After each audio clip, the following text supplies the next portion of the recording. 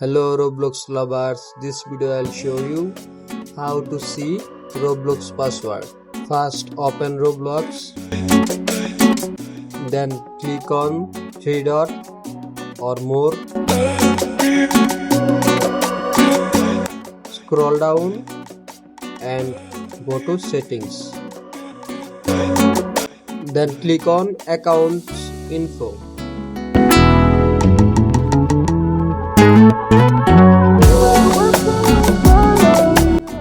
Click on password.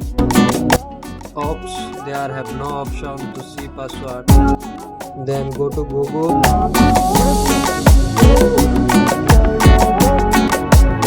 Click on manage your Google account.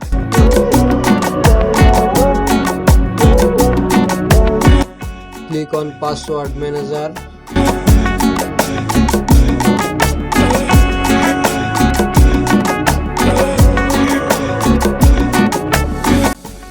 Then scroll down and tap on Roblox.